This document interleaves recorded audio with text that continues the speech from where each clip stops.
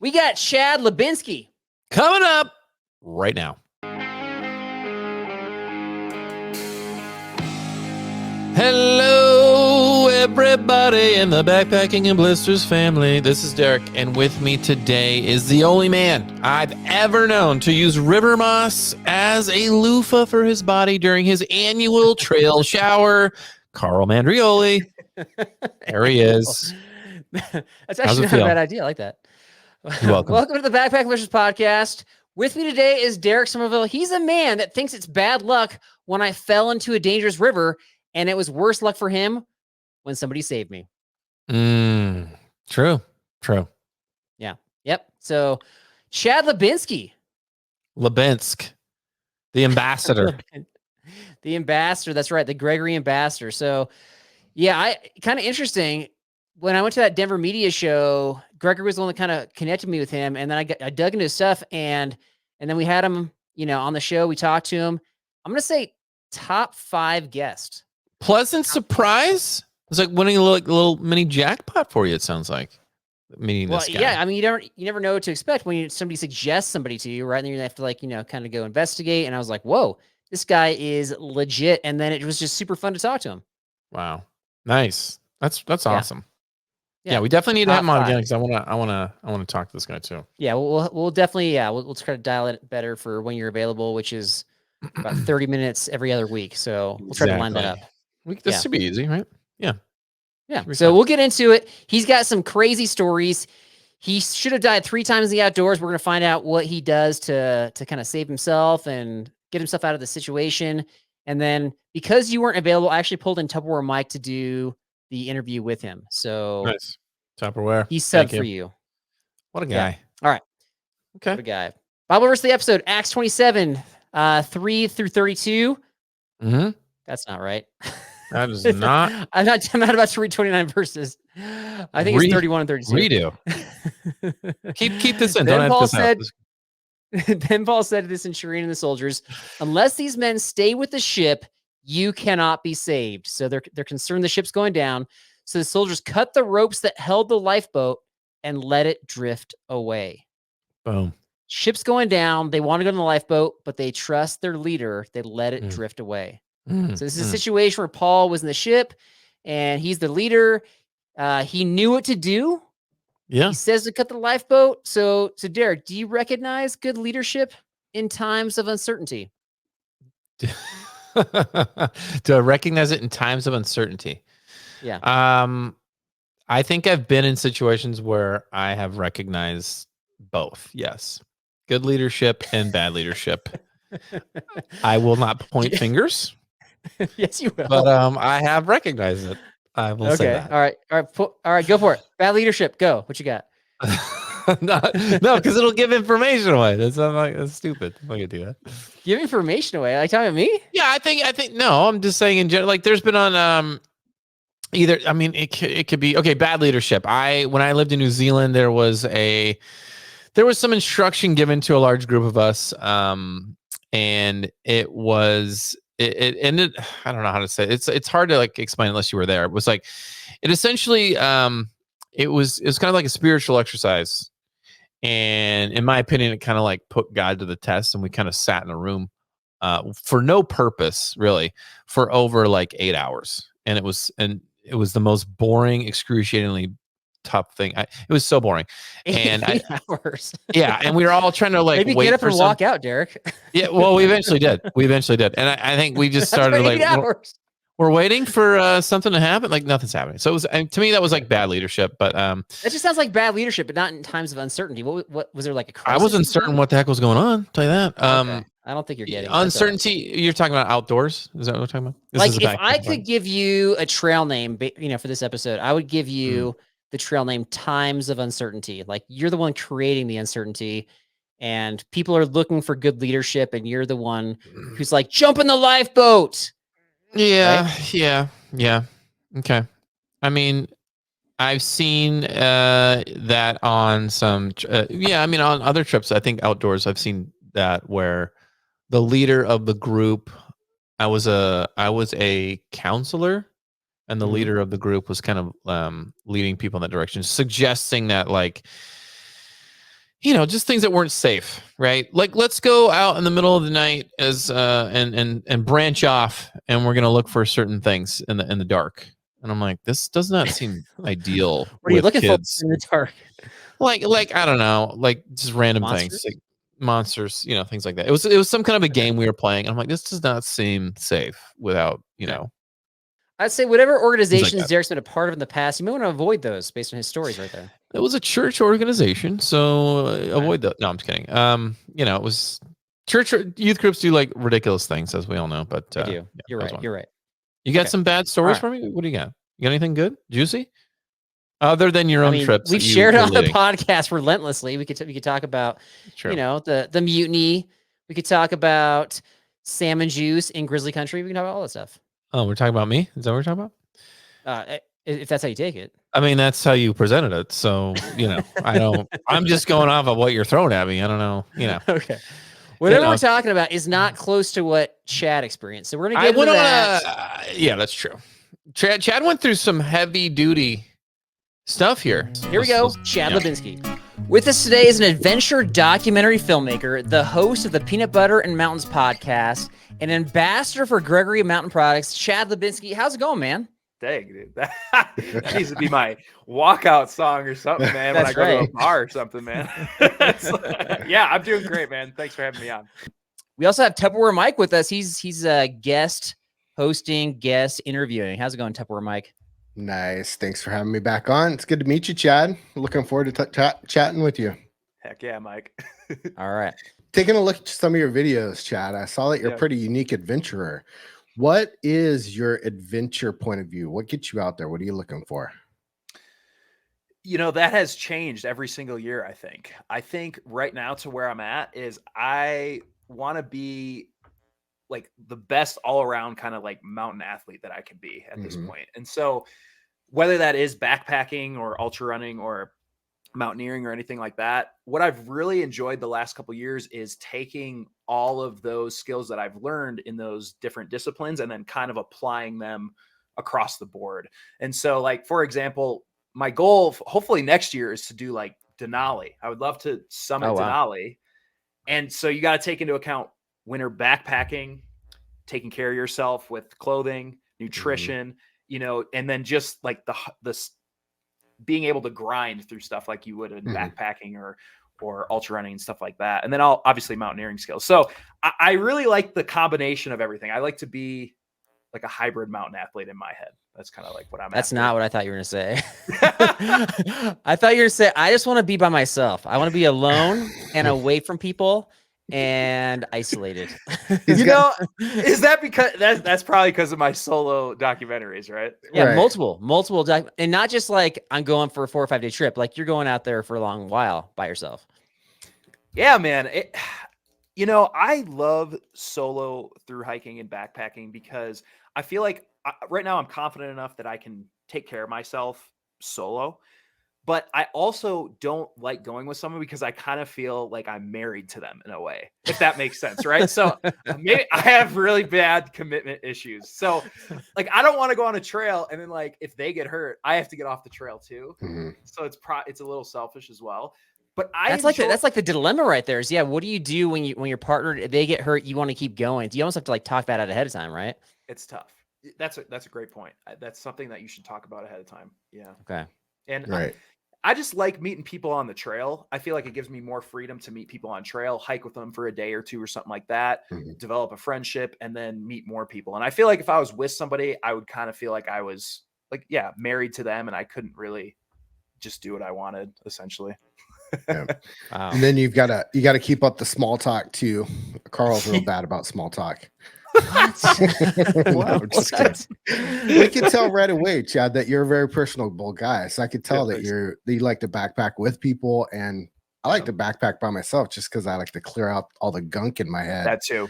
Get some time by myself.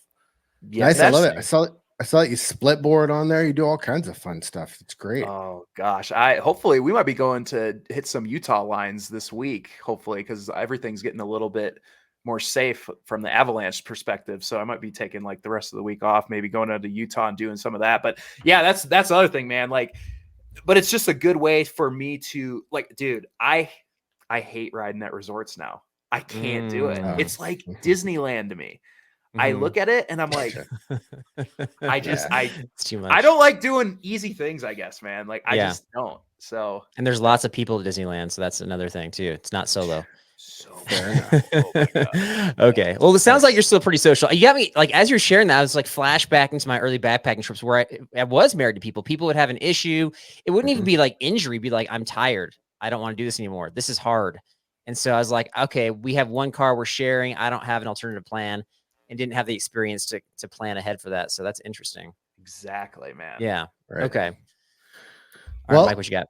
Going along with that solo theme, it always freaks me out. I can't even the thought of solo backpacking freaks me out, to be honest with you. But so what inspired you to backpack the Highline Trail by yourself? You know, just like you said, Mike, I was actually kind of going through a breakup earlier in the year. So I wanted to get out and kind of do something by myself and kind of go through things in my head. And I think that's just like a perfect way to do it, man, is doing things solo like that. And so, and then also a lot of times it's a hard sell to people that like a lot of my friends are more ultra runner type people where they like going really, really fast and they don't really like the backpacking slower. And so it's like a hard sell to them. So yeah, it was kind of a combination between those two things, but you know, I just, again, I think there's something really special with solo backpacking because it's just, you can't get it anywhere else in just kind of the real world type of thing. And it is different if you're going with somebody too, because you're not necessarily by yourself and kind of, you always feel like you have to have small talk or you're always kind of engaged in something. And so solo is really special. Yeah. All right. Yeah, So the Highline Trail, like really, sorry, go ahead, Mike. So I have to ask you this question. So I sectioned part of the PCT from Sayad Valley to Callahan's. Yeah. And in one spot, the last day, we had to camp in a field and we had a bunch of cows, free range cows that were just grazing everywhere. And they had the bells around their necks. So they're clanging all night long, man. You just hear this thing. But in that video, I saw that you were shooing away the cows that one night. That was funny. It just took me back to that. How annoying is that, man? Dude, I thought it was I thought it was like the coolest thing for a while before I was going to bed. Then as it was getting darker, I'm thinking, man, I don't think these things are gonna move away, are they? And I guess at 9 p.m., you know, and it's starting getting real dark, and I'm like, no, they're actually staying right next to my camp. And they're curious. So they're like coming in. So I kid you not, for 20, 30 minutes, I had to herd these. I was like throwing stuff like I'm trying to, and I felt like a wrangler or something. So I get them all the way like 3 yards down to this woods, right? Wait, so you were able to move them? You were actually able to like herd them? I herded them, dude, but it took a while. I herded them all. It's pitch black at this point. And as I'm walking back to my camp, I look on the horizon and I see flashes, and I'm like, oh, that's not good, because I'm thinking, is it going to storm tonight? Yeah. So I get into my tent, and then I'm sure, as you've seen in the documentary, boom, it's just bam everywhere. Yeah. I mean, within 10 minutes of me getting in my tent. So at least the cows were away, and that kind of kept them in the woods. But man, so then I just got hit by that, which was funny. That is funny. So you wouldn't recommend bringing like earplugs on a solo backpacking trip, would you? Like that seems like a weird thing. But both you guys have had experiences where you've done that. Oh, I 100% use earplugs. I get so much crap for that, but I don't care. Like it's way more scary. It would be way more scarier for someone to meet me the next morning, you know, not having slept than like being, I don't care about being scared at night. I just don't want to hear anything that might be coming. Like bears, raccoons, take my food. I just don't even know. I'll find out. I don't even want to know, man. Okay. What are you talking about? What are you talking about? That tent wall protects you from bears. Come on, you're in your tent. They can't get you. You have that false illusion, don't you? Yeah, that's right. That is hilarious. Okay. I'm just impressed that you were like, I don't know. I think I would have just been like, I guess I'm next to the cows. I don't think I would have even thought to have like herded them away or that they would even like listen to me. I was so angry that I just ran. I came out of my tent just like a madman. I was they were so loud, man. Were you swinging your trekking poles? Like, were you like trying to be bigger to swing? I grabbed like sticks that were like kind of smaller sticks, and like I was just kind of throwing them in their general direction so that they kind of scatter, and then I'd have to come over here, and then I'd have to again arc them back in, and yeah, I was literally like wrangling them through. You didn't like slap one on the butt by any chance, did you? No, I didn't get that close, but they look like they meant business. You know, they stare at you, and I was like, oh, dude. Okay, that is so funny. Okay, so one of my favorite parts of your documentary on the Highline specifically was when you're not shy about filming the challenges, the hard parts. And so sometimes when you get to the hard parts, you just want to like get through them, but you're willing to turn the camera on, which I love. So one of the parts was you encountered like it looked like miles of boggy trail. Is that, and so I mean, am I getting that correct? Like you're just hiking miles where your feet, or at least up to like your shins, are submerged, correct? I didn't have dry feet for an hour on that trail at a time ever. Okay. I mean, it was on the back of Utah's highest snow year. And so I was going kind of early, and everywhere in the Uinta Highline Facebook group, they're all saying, "Oh, you can't go through the passes. There's so much snow in there still, and there's so much snow and blah, blah, blah." And I thought, I just have to go. So I actually brought micro spikes too. I never actually ended up using them, but for the most part, most of the snow was melted. There was some in some passes, but what happened was it created all these giant bogs. Okay. And so everywhere on the trail, like I said, I would never go more than, I would start drying my feet out. And then I thought, what is the point of this? I'm literally just going to walk through another bog at some point on this trail. Right. And so there's one point in there in that documentary where the whole trail is just submerged. I mean, it looks like it's under a lake. Right. And you just have to go. And so, man, that was a tough part of the trail for sure. I mean, I had never experienced something that wet where it was never raining. It was just wet vegetation all the time. Yeah. Would you describe like your reaction on camera as anger rage? For sure. Yeah, for sure. There's many times on that trail where, I mean, even though it was only 100 miles, that was probably one of the tougher 100-mile segments of anything I've ever hiked, just because of the bogs. It was very isolated. And then how I was telling Mike before, it was extremely rocky. And so it was slow miles as well. And so then when you add in wet feet to the rocks, you're kind of getting a little more friction too, and you're getting a little more blisters, and it's just your feet are heavier, and everything was just a lot. It was a tough trail. Yeah. But it was fun. Feel like the John Muir Trail though, I feel like is super rocky. So you're saying it's worse than that? I would say, yeah. Okay. Yeah, I would say. And also because that first 30 miles or so, 25 miles, there isn't really a trail at all. I mean, you're kind of just looking at your map, trying to figure out where you're going. And there's some cairns here and there, but then you kind of get confused with the trail with elk trails. Okay. And so you're kind of going all around in this area, man. And it's a really interesting trail. Really interesting. Okay. Yeah. All right. Interesting. After a couple of days of that too, it just starts wearing on you mentally too. And then you're just like one thing after another. And then you hit the next section. You're like, what is next? My God, what's going on? Exactly. Yeah. And then that last day we got up and over the last pass, which was supposed to be the sketchiest pass. I think it's called Dead Horse Pass. Fair enough. Right. And at that point, I think it was, 18 miles or something to the finish. And so you're basically on this home stretch. Well, what happened was a giant fire ripped through that last section and basically decimated the trails there. And so we had the option of either taking the UHT or going around on this other alternate trail. And from the reviews, it sounded like the going around was a little bit better. So we added mileage, but it was still just decimated. I mean, blowdowns everywhere. You're losing the trail constantly. And then in the video, you see us, we're trying to basically make our own route through the woods, and it's just blowdowns, thick vegetation, mosquitoes. And you're just like, where am I again? and I always say every great trail, every great summit has that, where it's that last part that just sucks usually. Yeah. But every great, every great something on the mountain always has something like that, I feel like. Yeah. But you're the kind of guy that we want to go backpacking with, the guy that pushes through that doesn't give up, that doesn't just like sit down, presses the red button. Like those are the kinds of folk that we love going backpacking with. So nice. Yeah. Well done. But you know what? Hitting that type of a trail, it always makes me appreciate the trail maintenance guys a whole heck of a lot more. Right. You know what I mean? Right. Yeah, like places like the PCT or Colorado Trail, they take care of that so well. And you really see how slow it can be if there is no trail maintenance in it. Right. Yeah. Absolutely. Perfect. All right. So it looked like you suddenly ran out of some water on this trail.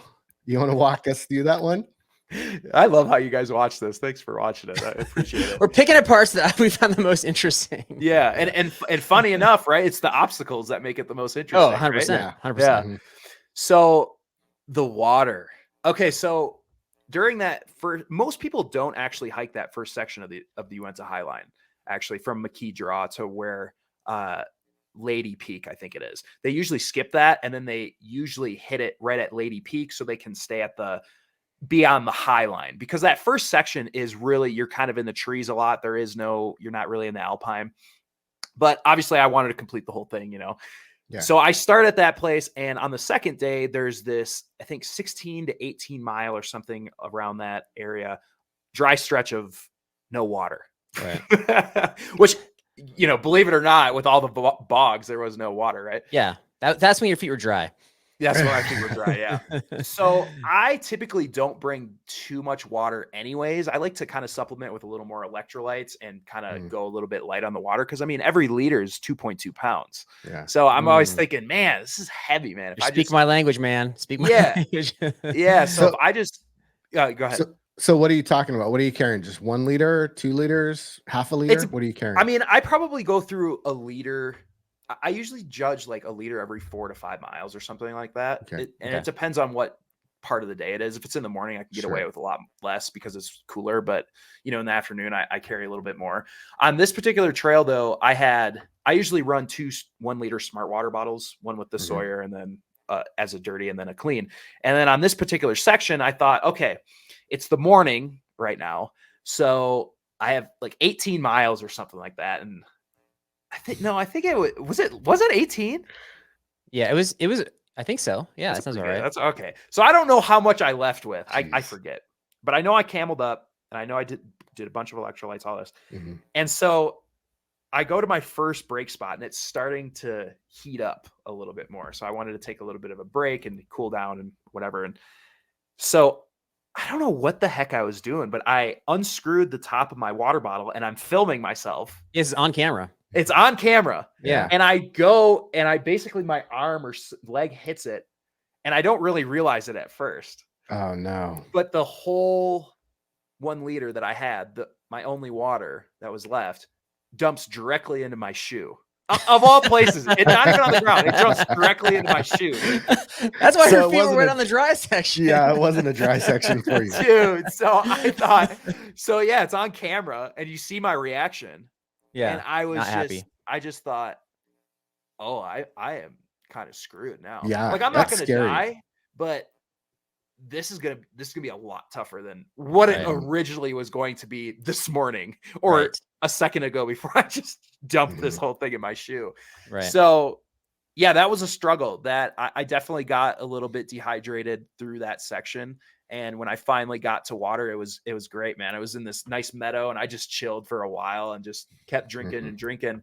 And yeah, man, but that's the things that happen out there all the time. You always just got to figure out a way to adapt. And yeah. Okay. So a conspiracy theorist would suggest that you might have done this. You spilled the water on purpose to add to the drama of your documentary. So what would you say to those folks?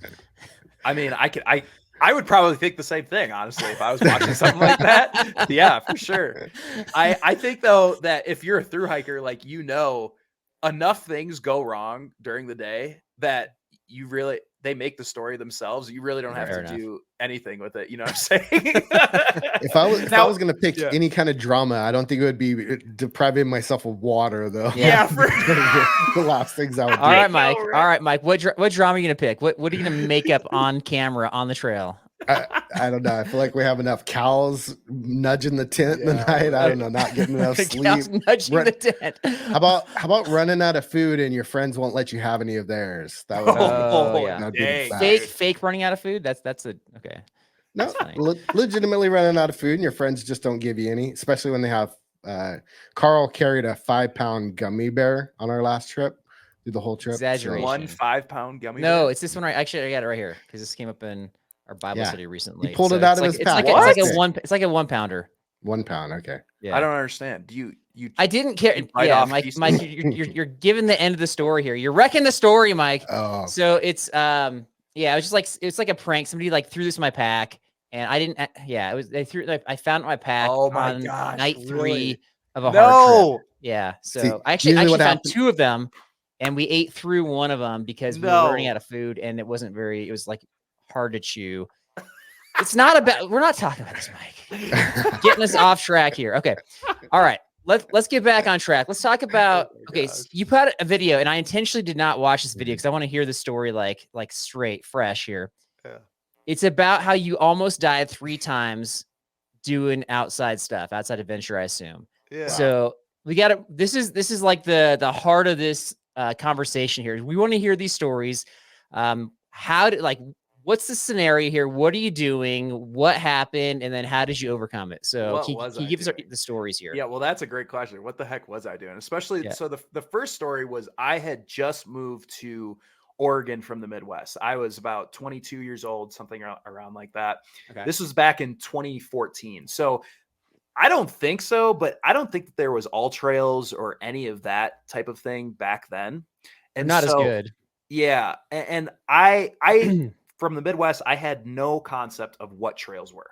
I had no concept of what public land was. I had no concept of anything. I thought I knew stuff, but I didn't. And so I ended up going to the most rugged place, I believe, in Oregon. It's called Hell's Canyon. Okay. Great name, right? And it's basically 7 hours in the middle of nowhere, way eastern Oregon, Idaho border there. And essentially just what happened was I went there and I was looking for elk is what my guise was. I was trying to get up to these ridges, look for elk, and it was July. So it was, but had you not seen elk before? Was this like a new experience for you? No, I was just like, I actually was really into hunting when I first moved. Okay. I just realized I'm not that good a hunter. So I'm getting into it a little bit more in Wyoming now. But at that time, I wanted to, I would see these guys glassing for deer on awesome vistas back home on TV programs and stuff. And I was like, I want to be that. So that's what I was doing that day. I would get up to these giant ridges. I had my big backpack on. I was solo, of course. And it was the hottest day of the year in Oregon. So it was like 100 some degrees. And there's no shade. It's just trees and shrubs and all that. And so essentially I was at the top of this ridge and I was trying to pick my way back down to cross the river, go up again, and then finally find my car somewhere, wherever it was. And in the process of going down, I'm telling you, this is like the steepest terrain you've ever been on. I mean, I'm sliding on my butt to try and get down the canyon because it's so freaking steep. And if you trip, it's not like you're going to hit a tree. You're going to roll all the way down to the bottom of the canyon. Right. Nothing's stopping you. And so I find this rocky chute and I'm starting to pick my way down this rocky chute and I have no idea what's on the end of it. And everything's going well. I'm like, all right, sweet. I'm going to be down in no time. And I slip on this rock and I'm going down this chute. Like I'm actively falling down the chute. Right.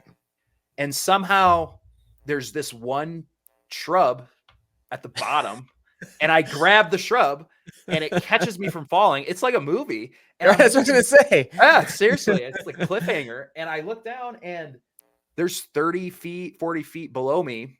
And if I would have fell, I would have just hit and again, kept going down the canyon. Right.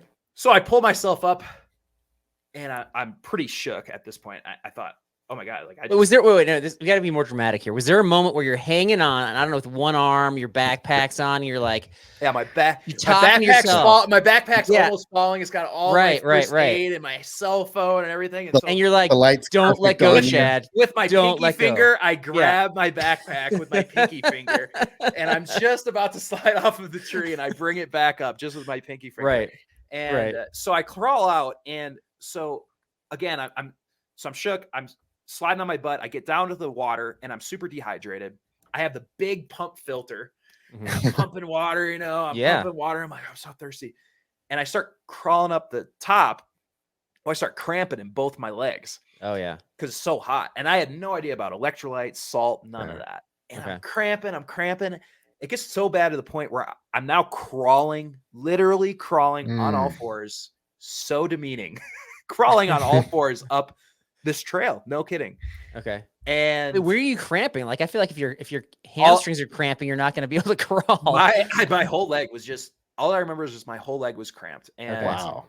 And I found these 2 sticks or limbs, and I use them as crutches. And so I'm basically crutching myself it was the worst, man. Oh my God. And so, yeah, eventually I ended up hitting my car, and I thought, dude, that was my first example of the mountains don't care about you at all, right? It's like, they don't care if you're from Wisconsin and don't know anything. That's how people, get injured. And so that was my first one. And then the second, we got to react to the first one here. So cause I'm trying to think of like takeaways or what we can learn from your experience, but that just sounds like you're in a bad spot. And sometimes when you're off trail or you're trying to navigate, someplace, sometimes you don't really know what's coming up. You just got to take the situation for what it is and try to do it as safely as possible. But I don't know that Mike, do you have what could he have done differently in that situation? Yeah, like he's talking about, about apps that were out at that time, but understanding the topography maps is a pretty good idea. If you see a steep drop off right there and where you're heading, that's true. Or just like what scares me right now about the new generation coming up is nobody knows how to use a paper map, right? Well, not majority of the people don't know how to use a paper map. They're all digital. So I think that's going to get a lot more people in trouble because they're not understanding what those lines mean and how close together they are, and where they're going, where they're orienting, that type of stuff. If you're going off trail, that's just completely scary to me. Jeez. Gotcha.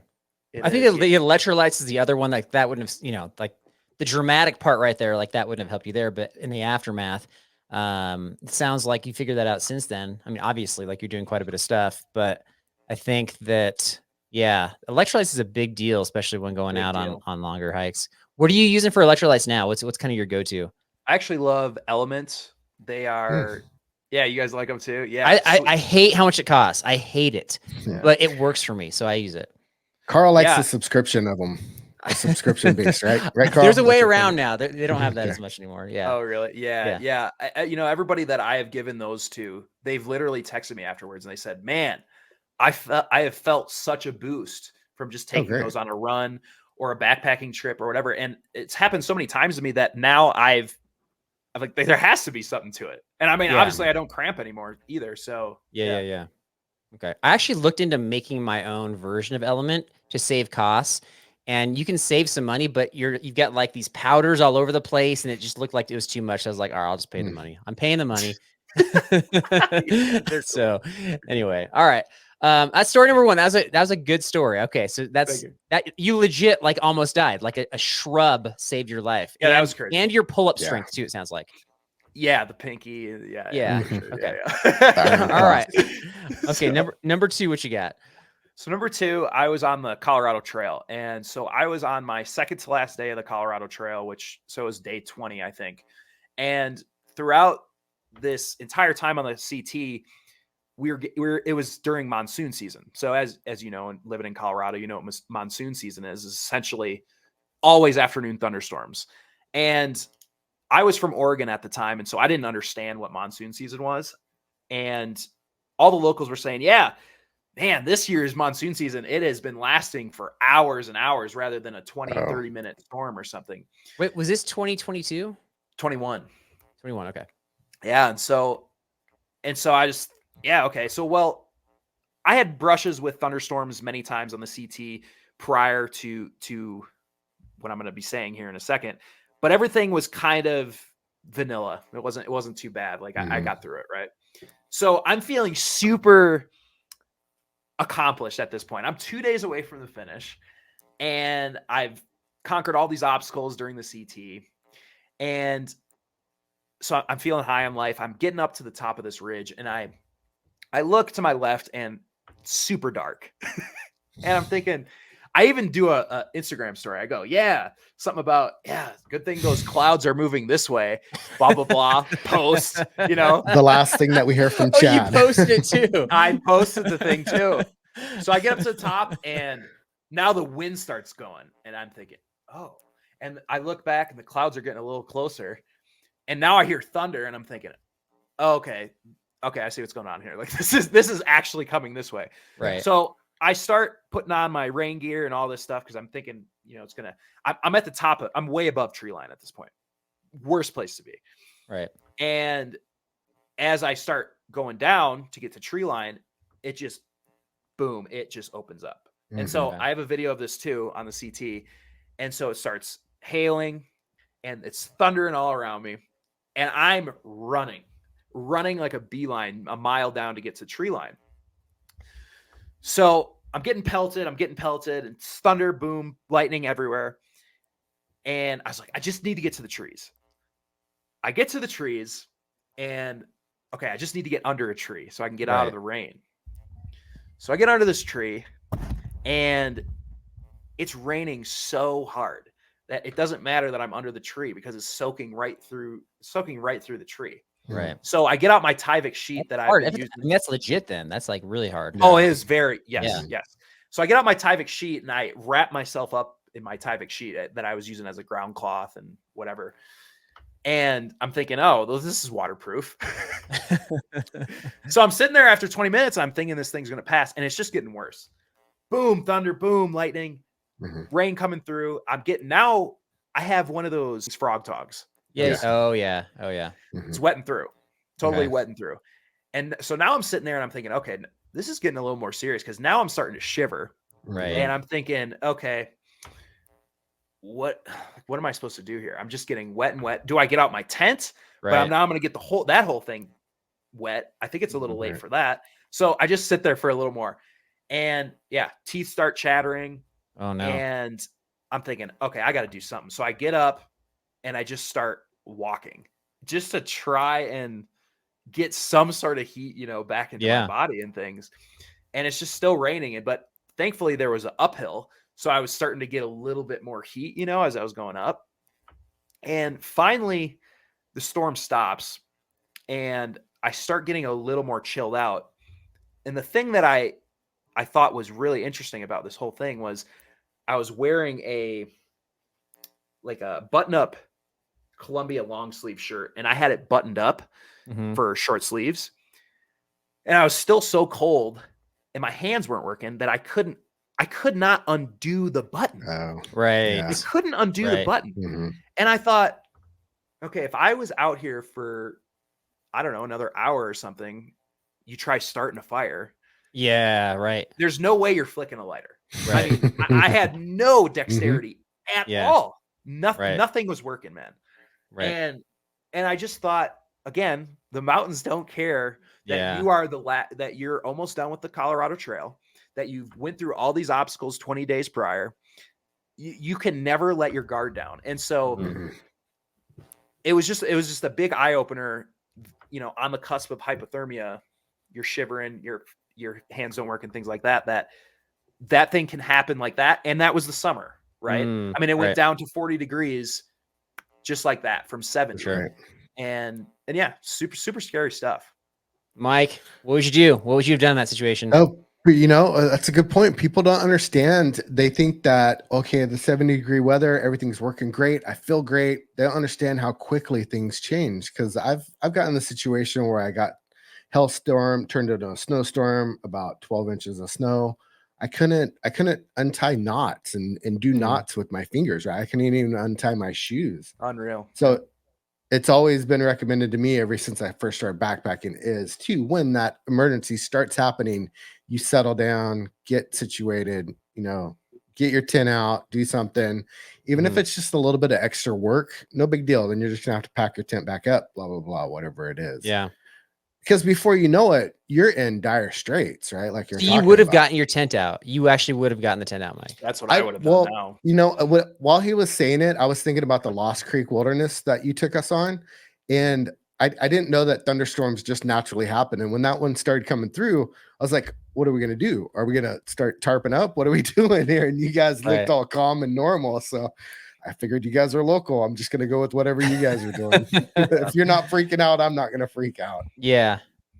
I don't know, man. Like to be honest, like realistically, I don't think I'm getting the tent out. I don't think that like it's so demoralizing to get the tent out in the middle of the day. And then once you wrap yourself up, especially if the rainstorm, lasts for a while and you're like, okay, now I'm nice and warm.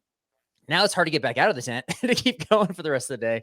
You know what's even more demoralizing is pushing the red button because you're hypothermic. I'm just telling you realistically. I'm not saying that's the best decision. I'm just saying realistically what I would have done. Okay. I probably would have done. I would have maybe tried some push-ups or something. But I probably would have done what Chad did. I know that hiking, especially uphill, is going to generate a lot of heat. I would have kept on going. Yeah. Right. But I have done that where my hands don't work, and I've done that where even when they start working, they hurt for hours and hours afterwards. Yeah. And so you just I just feel like I can't get warmed up after that. So I think the best way to get warm is just for me to keep moving. So keep moving. Yeah. I hear what you did and I see what Mike's saying. I'm just thinking realistically, what would I do? Because those thunderstorms tend to pass within an hour or so. Yeah. They sometimes will last those. They can hang on, but not usually. So I don't know. That's a tough one. That's a good kind of life lesson is to kind of evaluate what's happening. How long is it going to last? Do I see blue sky? Is this going to be here for a while? I guess. Yeah, it's tricky because the next year we were on the Wind River High Route in the Wind River range, and the same thing happened. And I looked at my buddy, and at first we just kind of covered up in our tent. Okay, just brought it out. We didn't set it up. We just kind of covered up, but it was getting stronger and stronger. Kept lasting. We ended up hoisting it up, and it lasted for 4 hours from 3 to 7 p.m. Yeah, it lasted, and then at that point we were just like, okay, we're just gonna go to sleep at this point. Stay, but in the high route, there's probably not trees there either, right? No, we were actually in the Cirque of the what the heck is it? The famous climbing place, Cirque of the Towers. Cirque du Towers, yeah. Cirque of the Towers, yeah. Oh, we're actually trees around there. Yeah. So we kind of hunkered into some of those, but again, it was just kind of starting to come through and. I learned the year before I got almost hypothermic type of thing. Yeah. All right. So you learned, I guess it worked for you this time. So that's good. Okay. Yeah. So. All right. That's another good one, man. I'm loving these. All right. Last story. You almost died.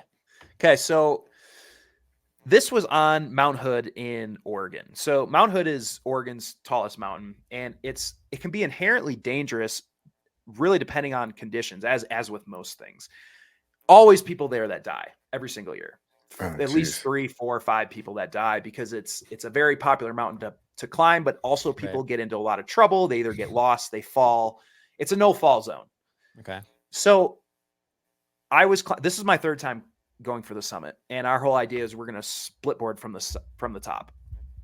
And I had met a buddy in a Facebook group. Didn't know him at all. Met him on a Facebook group because I needed a partner for this. With mountaineering, I kind of like partners. And so we start going up together, and we go up kind of late because we wanted the snow to soften for better snowboarding. Well, the problem with that is that Mount Hood is notorious for rock fall or ice fall because a lot of stuff will start releasing. So we're climbing up through this part called Old Chute. Super steep, 45, 50 degree angle, using both ice axes. And there was people coming down. Well, as they're coming down, ice is coming down everywhere, right? And so we're trying to get out of their way. And it was taking just such a long time. And I had been up a variation of the old chute before. And so I looked at the guy and I said, hey, I'm going to go try to do this variation. This is my third time up there. I was feeling freaking good, right? As you can see, the theme of all of these stories is I feel like I'm the man type of thing. Gotcha. So he said, you sure? I said, yeah. He's like, okay, be careful.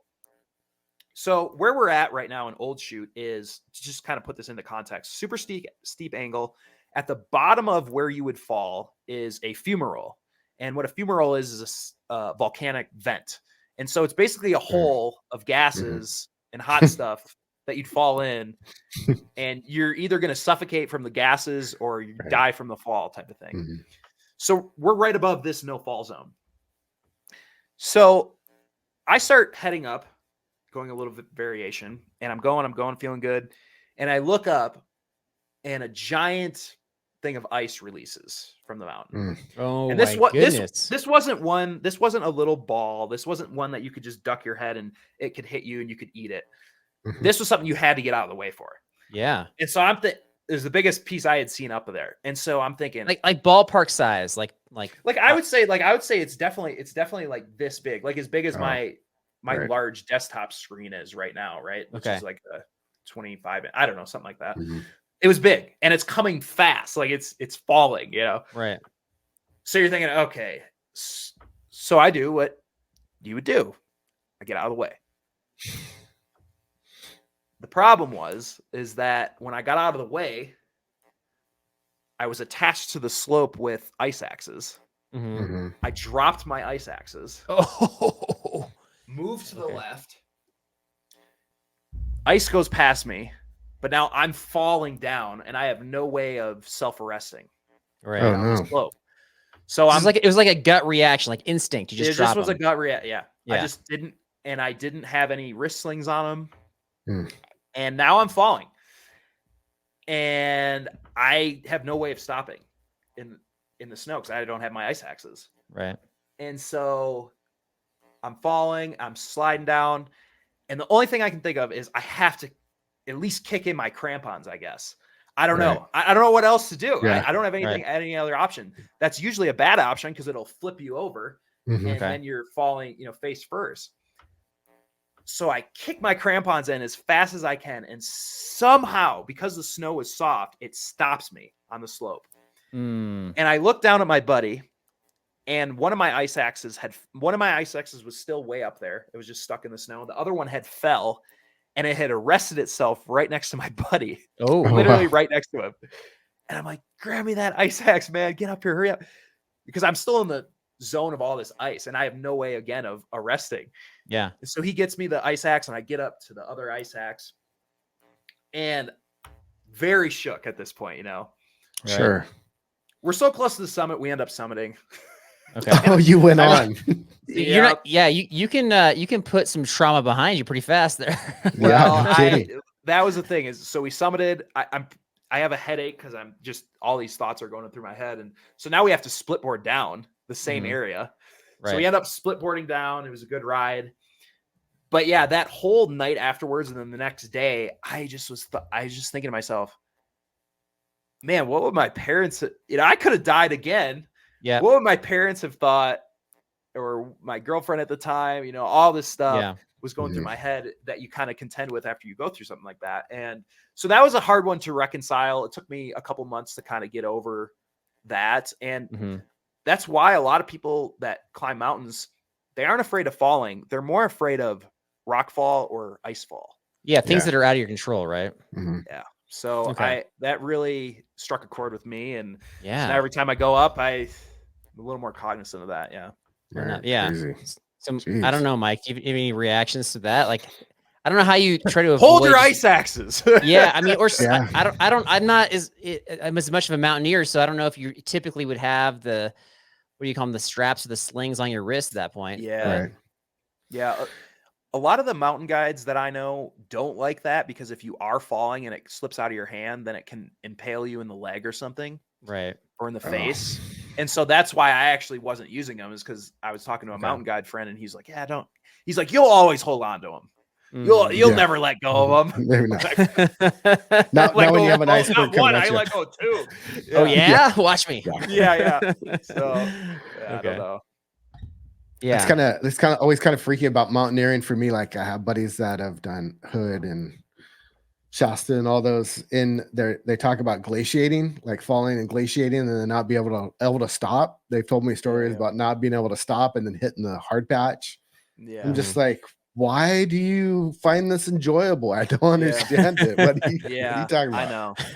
It's adventure, Mike. Come on. Like adventure's enjoyable. It's the there's adventure calculated and there's risks. just like there's a calculated risk to a lot of things, and that's calculated risk in mountaineering that I'm not so sure I want to do. Yeah, but I get that. so like you get those awesome views though, and it's a lot of fun, and especially like split boarding down something like that would be just absolutely amazing, right? Rad.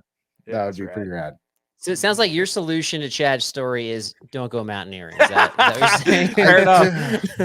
I can't say that because I understand how fun it must be. You know, Okay. everybody does it. There's such a big community there. All right. All right. Well, hey, Chad, thanks for sharing those stories, man. Those were impressive stories. Thanks. Impressive that, you were able to, come out clean on the other side, and happy that happened that way. But certainly things to be aware of, at least, like there's going to be circumstances you're not going to be able to control in the outdoors that are going to put you in danger at some point. And that's part of the adventure. And hopefully you have the experience to make the right decisions in the process. But yeah. One thing I want to add to that too is I think, especially with mountains and things like that, is you hear of the people that die on there every year. You don't hear of accidents like me, though. Those don't get recorded. No. And so when you evaluate a mountain, you can't just do it by the amount of deaths that have been on there, but you also have to think about like all of the close calls that definitely could have occurred in death. And I think that is really something that for people to think about. Obviously, there's no way to figure that out, but something to be share those stories on our show too, though. We're like the Yosemite search and rescues on a first name basis with me, so like we're not afraid to share like our near death circumstances. And you have to think about the times that you didn't know that you almost died, right? That you had no idea, like that foothold gave way right after you stepped off of it, or all those times that you don't know about too. For sure. Especially with avalanches and snow stuff like that. People get yeah. away with that all the time. And I'm sure I have too. I've had rock falls. I've had all that stuff. But people think, that it's a 1 in a million that one rock is going to fall at the exact moment that I'm on that piece of the trail. But how many times do you hear about it happening? Always. Yeah. I know. All right. Well, let's lighten things up a little bit here. So we've got, all right. So you're an adventure documentary filmmaker, as we've already mentioned. And so I've got 3 adventure documentary ideas for you. And I want to know which of these 3 would you be most willing to make? Okay, cool. All right. So here we go. The first one's called the Trekking Pole Trials. One man uses his trekking poles to impress the locals with juggler-style tricks to fend off animals, bad guys, and more. I got that one because, like, I just noticed you have this, like, I don't know. You're kind of like you can just do tricks with your trekking poles, basically. Pretty impressive. All right. Second one, Outlast the Introverts, who can travel the most miles on trail unsupported without encountering another person. Wow. So you could like recruit some other well-known adventurers, YouTubers, whatever, to participate in this one, and it's just like an Outlast type of a documentary. And the final one is Bogs of Misery. Challenge yourself and others to walk through the most miserable outdoor experience. Watery, mosquito-infested trails, hailstorms, chipmunks throwing pine cones at you, the worst backpacking trip you can imagine. There you go.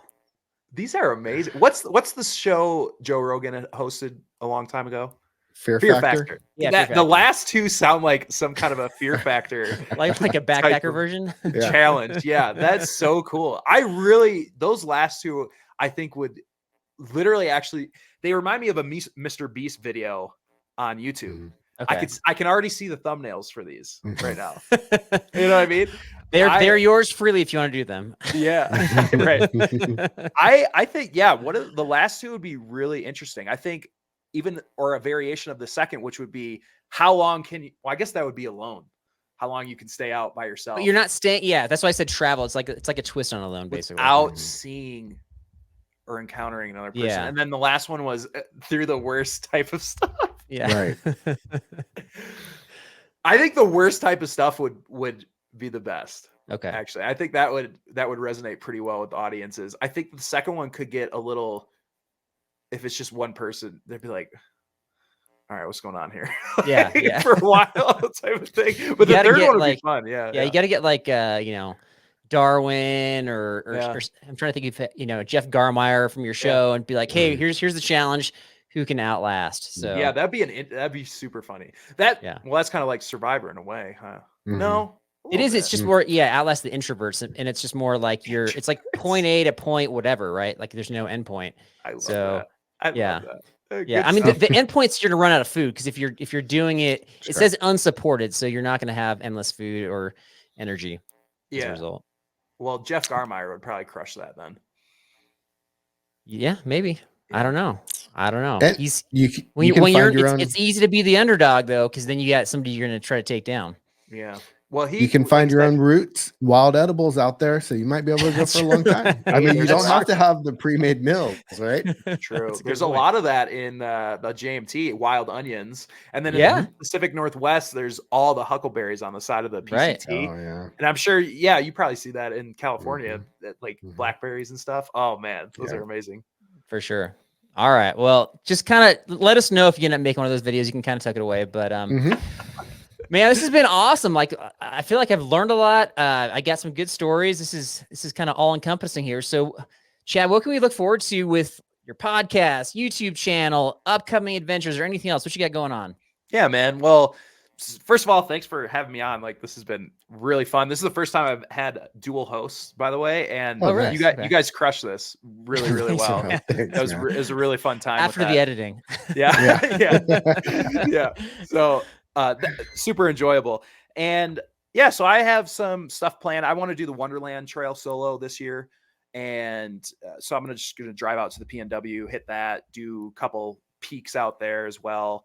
And have a bunch of 14ers to still do. Want to split board a lot of those this year. And then maybe running another 100-miler. And Which one are you gonna do? Javelina. Okay. Yeah, Arizona. Yeah, I know them. It's a fun one. And then I want to try the Wind River High Route again. Okay. We failed on it. Okay. The other in 22. And so we want to do the Allen's version coming in the other way. So yeah, so those are kind of the adventures. And then yeah, man, super stoked to be with Gregory. They're really, really good people and make awesome backpacks, and been having a great time just kind of working in tandem with them. Which backpack do you use of theirs? Mhm. So I don't use it for actual for through hiking. I use a Hyperlite for that, and which is actually really cool because they're cool with that. Okay. Do you know what I mean? Yeah. They're like, Yeah. yeah, we totally understand that. Mhm. Right. But for split boarding, I can't remember which one it's called. It's a red one that they have. Okay. I use that one. And then they have really good travel bags, Oh, good. duffel bags and stuff. Mhm. Amazing travel bags. So I have a giant duffel bag, and I have a bag that I'll be riding my bike to the gym here in a second after we're done. Same thing, kind of like a commuter bag and stuff like that. So they really make awesome bags and really highly detailed. So yeah, and then see podcasts. I don't know. Maybe we'll have you guys on. We'd be honored, man. What? Peanut butter mountains, right? Yeah. Is that what it's called? Peanut Butter Mountains? That's the two best things in the world.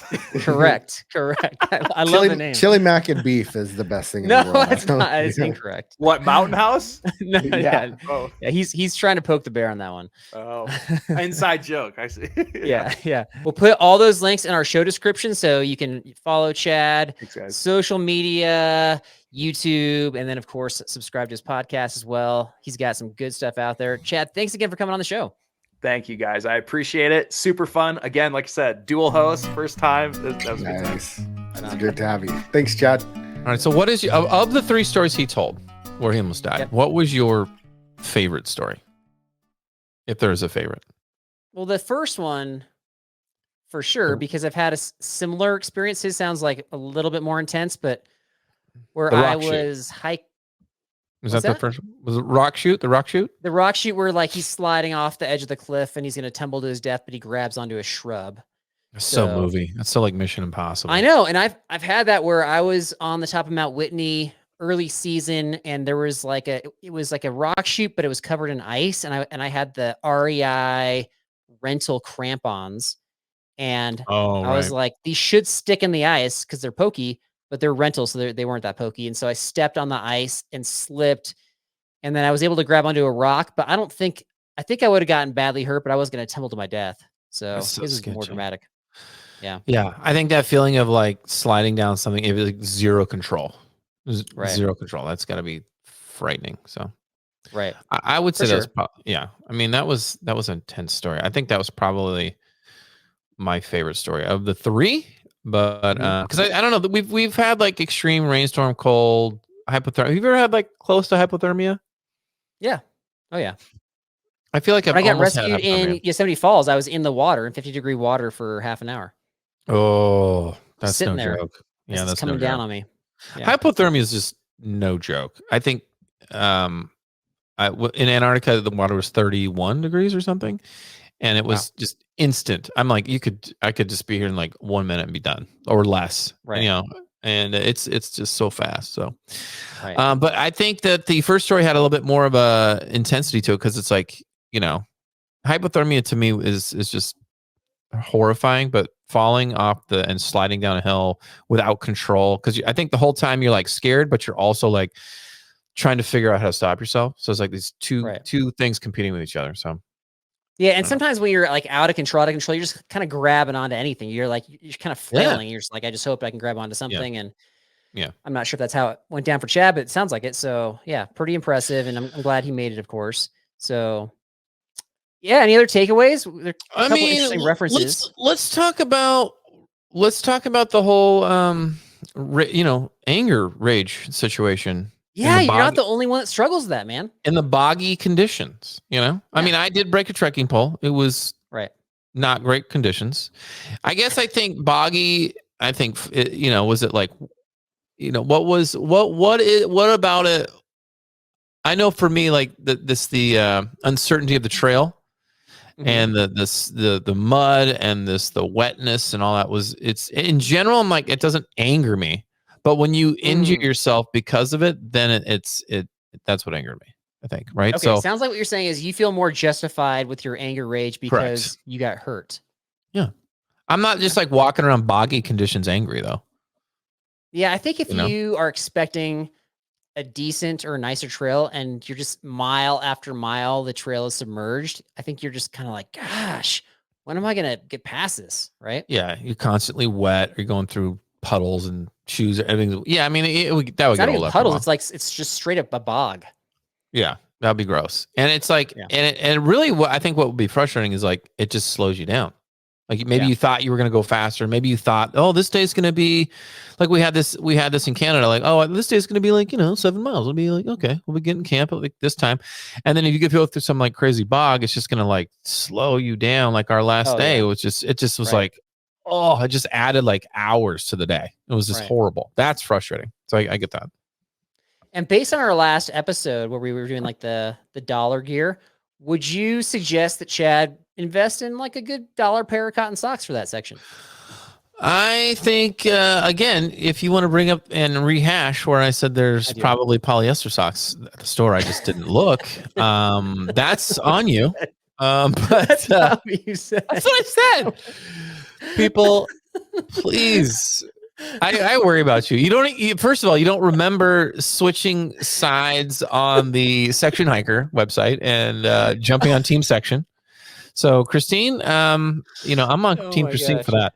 You don't remember things, and that's okay. There's nothing wrong with that. You're getting older, and your memory's fading. There's nothing wrong with that. Were you ever like part of a classroom where guys, you can send Ginkgo? Hold on, this is for the people. You can send ginkgo biloba memory pills to backpackingblisters.com for Carl if you want to. Go ahead. Sorry, what you saying? Thank you. Yeah, Thank you. We don't really beat that dead horse there. Please, whatever I can do to help you. I got more thoughts. I want to keep talking about this.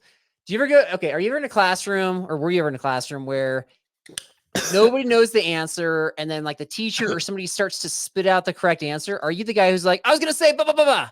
Like you're trying to like say it like you hear the clue and then you have the answer. You try to jump in like you were going to polyester versus the cotton socks. That's how it was. Is that how you weren't going to talk about cotton socks. I'm sorry, you weren't talking about polyester socks. You had cotton socks, and now you're like, no, but I was talking about those too. I don't know what you want me to say here, because either way I answer, it's like you're gonna jump on it. That's your shtick. Did you do that Did you do that in grade school? You just jump on kids like they answer a question. You're like, oh, is that what you really meant? Because outside you told me this at recess. So I don't know. Like, what is that? Like, maybe you're that guy. You're the antagonist of the classroom. Correct. I was a podcaster before podcasts existed, right? Exactly. I could definitely see that. I don't know, Sally. Is 3 + 3 6? I don't know, because you told me outside it was 7. So I don't know. Teacher, what do you think? Is Sally right? Oh my gosh. Teacher. Yes, I did. I always said teacher. Teach. Yeah. What other reactions do you have? Anything else from this? Okay, so he talked about the spill. Okay, so I love how you harass him about spilling the water on the trail. Like, did he, do this on purpose? I could see. I don't know. Conspiracy theorists would suggest he may have done that on purpose. You don't think he did? You thought it was legit? I'm not a conspiracy theorist. Okay. Yeah, a little bit. All right, you got trivia? I got some trivia, and it's gonna be trail trivia coming up right after this. Trail trivia. That's very creative. You like that? Trail trivia. Yeah. And we're gonna see. You got 3 questions for you. We're gonna see if you can pull this off and not mess this up. So first question. Which trail has the nickname King of the Trails? Is it the Appalachian Mountain? Is it the Continental Divide? Is it the PCT? Or is it the Long Trail? Which one is Two called? trails are like made up. The Appalachian Mountain? No, the Appalachian Trail. Appalachian Trail? Yeah. Okay. It's hilarious. Which one is the King of Trails? The Long Trail? I don't know. I guess Appalachian Trail. I don't know. The Continental Divide is called the King of Trails. Come on. I thought you would have known that one. That was an easy one. I've never even heard that phrase. Why is it called that? That's what they said. Exactly. It's on sportsfoundation.com, guys. Check it out. Next one is, what trail goes through the highest points of 14 states? This trail goes through the highest points of 14 different states. Is it the Grand Enchantment Trail? Is it the PCT? Is it the Appalachian Trail? Or is it somewhere in Zion? It's got to be the Appalachian Trail. It is the Appalachian Trail. Yes. I'll give it to you. I don't even know if you were going to guess it, but you probably would have. Okay, that is correct. Appalachian Trail, 14 states, highest point. That's pretty wild. Yeah, that is pretty wild. Okay, last one. I am curious what you will come up with on this one. What is the longest hiking only trail in the world, according to Sports Foundation? Is it the Mountain to Sea Trail? Is it the Pacific or the PCT? Is it the Great Himalayan Trail? Or is it the Ice Age Trail? I have no idea. I know it's not the PCT because I know there's mountain biking on that. On segments of that, the first one was which one? Mountain to Sea Trail. PCT. And what's that? There's like a million trails that do that. It's called the Mountain to Sea Trail. Yeah, but is it like from Oregon? I'm not going to say where because it'll give too much information away. Yeah, I think you don't know. I think that's why you're not going to say where. No, I do. I have it right in front of me, but I'm not going to tell you. Then where? If I tell you, then you'll know it's true or false. I'm not going to do that. No, I won't. That's not going to answer the question. It's somewhere in America. North. You have no idea. Northeastern area. Just take a guess. I'm reading. That's not the question. I'm reading the question. Okay, I don't think it's that one. What's the next one? PCT, Great Himalayan, Great Himalayan, or the Ice Age Trail.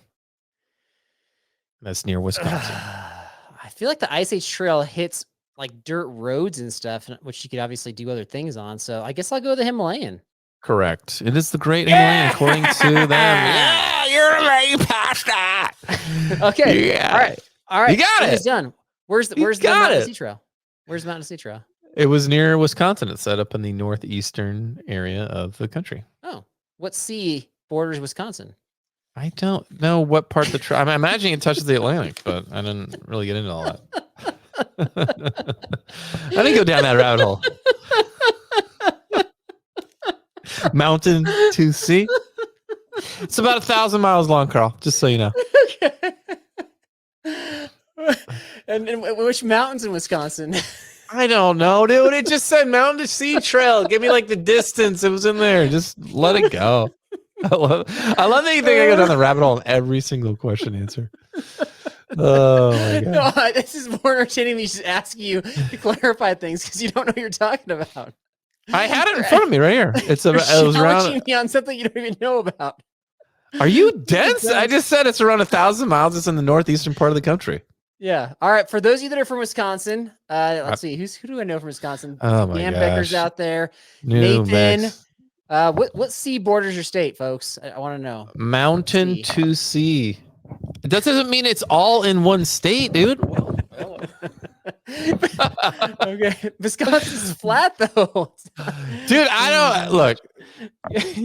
You are the best. Talk to Sports Foundation about it. I don't know. What do you want me to tell you? I'm gonna look it up after the show. Let's look it up right now. Let's look it up right now. Yeah. Your Let's trivia is amazing, as usual. All right. Let's see right here. Let's see. Tidbits. I got. Oh, wait. I got the wrong state. It's the wrong state. My bad. I was way. I was combining. I know. I was combining it with the Ice Age Trail. My bad. It's North Carolina. My bad. Well, that's funny. I was like, it's right there, but it was the Ice Age Trail. Okay. All right. So I think a couple months ago I put out the whole Strava thing. Like, if you want to like follow me on Strava, I'll follow you back. And I've been kind of praying for folks with my Strava postings.